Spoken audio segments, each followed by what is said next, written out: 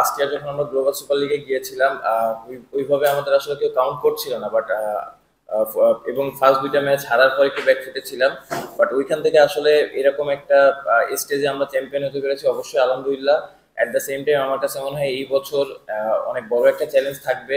R two be honest যদি বলি, team management last 2-3 মাস ধরে অনেক বেশি হার্ডওয়ার্ক করতেছে কিভাবে টিমটাকে একটা জায়গায় নিয়ে যাওয়া যায়। কারণ আমার কাছে মনে হয় যে আমরা যখন টিম নিয়ে কথা বলি, এটা নিয়ে অনেক ডিবেট থাকে, অনেক ডিসকাশন থাকে। এট দ্য লাস্ট মোমেন্ট যখন আমরা টিমটা পেয়েছি, অবশ্যই আশা করবো এই টিমটার উপরে আমাদের 100% বিলিভ আছে, এবং ইনশাল্লাহ আমরা আমাদের সেরাটা দেওয়ার চেষ্টা করবো। দেখেন, আমরা টিম হওয়ার আগে অনেক এটা নিয়ে ডিসকাশন থাকে, অনেক ডিবেট থাকে, বাট লাস্ট মোমেন্টে যখন টিমটা যেটাই আসবে, 15 মেম্বার 14 মেম্বার যেটা এসেছে, আমার কাছে মনে হয় প্রতিটা টিম মেম্বারই বিলিভ করবে। বিলিভটা ইম্পর্টেন্ট, এবং আমার কাছে মনে হয় যে আমরা আমাদের সেরাটা দিতে পারলে অবশ্যই ভালো কিছু হবে।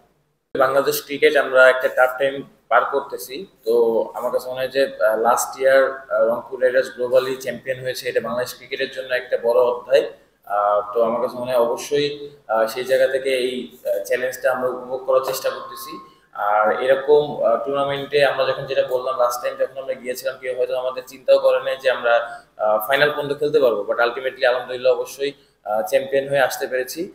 অবশ্যই সেই জায়গা থেকে এবার চ্যাম্পিয়ন টিম হিসেবে আমরা যাব, একটা চ্যালেঞ্জ থাকবে, বাট সবাই মনে হয় এই চ্যালেঞ্জটা উপভোগ করার চেষ্টা করছে। লাস্ট ইয়ারও যখন গিয়েছি, অনেক কম্পিটিটিভ টুর্নামেন্ট ছিল, চ্যালেঞ্জ ছিল, এবং যেটা বললাম যে বাংলাদেশকে রিপ্রেজেন্ট করছি আমরা। চ্যাম্পিয়ন হওয়ার পর হয়তো ওইখানে কিন্তু বাংলাদেশ নিয়ে কথা হচ্ছিল। তো বাংলাদেশ ক্রিকেট একটা টাফ টাইম পার করতেছে, বাট লাস্ট ইয়ার যেটা ছিল অবশ্যই একটা ভালো অধ্যায় ছিল বাংলাদেশ ক্রিকেটের জন্য। অবভিয়াসলি আমরা এবার যখন যাচ্ছি চ্যাম্পিয়ন টিম হিসেবে যাচ্ছি, ওইখানে যাওয়ার পর আসলে বুঝতে পারবো যে কি কি চ্যালেঞ্জ আমাদের সামনে থাকতেছে, বাট যে ধরনের চ্যালেঞ্জ আসবে অবশ্যই আমরা চেষ্টা করবো যাতে ওটা হ্যান্ডেল করতে পারি। চ্যালেঞ্জ একটা থাকবে, বাট আমার কাছে মনে হয় যে এই চ্যালেঞ্জটা আসলে আমরা কিভাবে ডিল করতেছি এটা ইম্পর্টেন্ট। আর at the same time Bangladesh cricket যত কথাই হোক না কেন, যেখানেই যাক ক্রিকেট খেলতে, অবশ্যই সবারই একটা এক্সপেকটেশন থাকে বাংলাদেশ ক্রিকেট নিয়ে। তো এই জায়গায় আসলে প্রেশার ফিল করার কিছু নাই, আমার কাছে মনে হয় প্রেশারটা উপভোগ করা ইম্পর্টেন্ট। এবং যেটা বললাম যে অবশ্যই আমাদের সেরাটা দেওয়া দরকার, যদি সেরাটা আমরা দিতে পারি ইনশাল্লাহ ভালো কিছু হবে।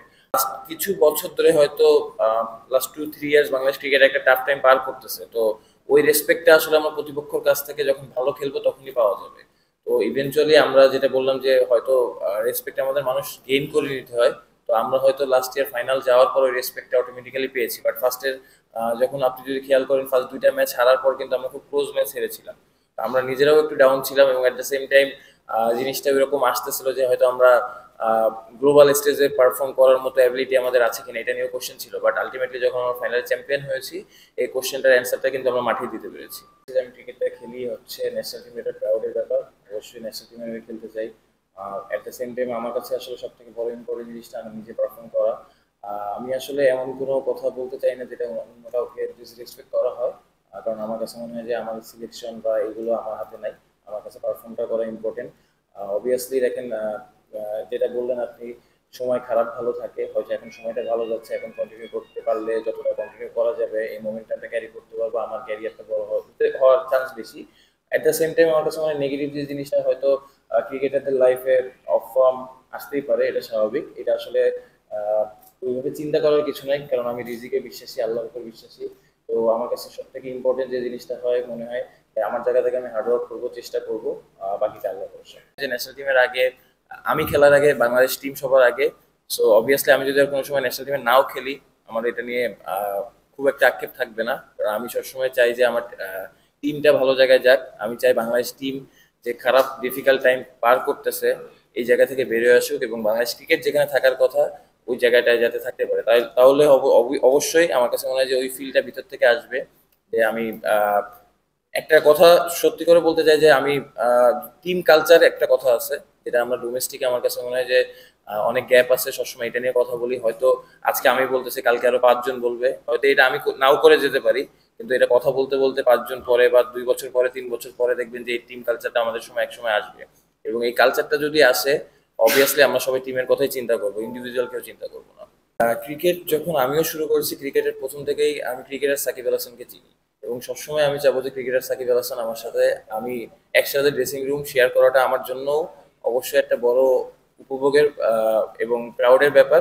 অবশ্যই আমি চাবো যে কোনো সময় যে কোনো জায়গায় যে কোনো টিমেই একসাথে এক ড্রেসিং রুম শেয়ার করতে। এবং যেটা বললাম যে ক্রিকেটার সাকিব আল হাসান এক টিমে থাকলে যে কোনো টিম আপনার অনেক বেশি বেনিফিট পাবে, সেটা বাংলাদেশ টিম লাস্ট কয়েক বছর না অনেক লম্বা সময় ধরে পেয়ে আসছে। এবং পরবর্তীতে আমার কাছে মনে হয় যে সে যে টিমেই যাবে এই বেনিফিটটা সেই টিম পাবে। তো তারে ক্রিকেটার সাকিব আল হাসান ইগনোর করার মতো আসলে এরকম অপরচুনিটি নাই।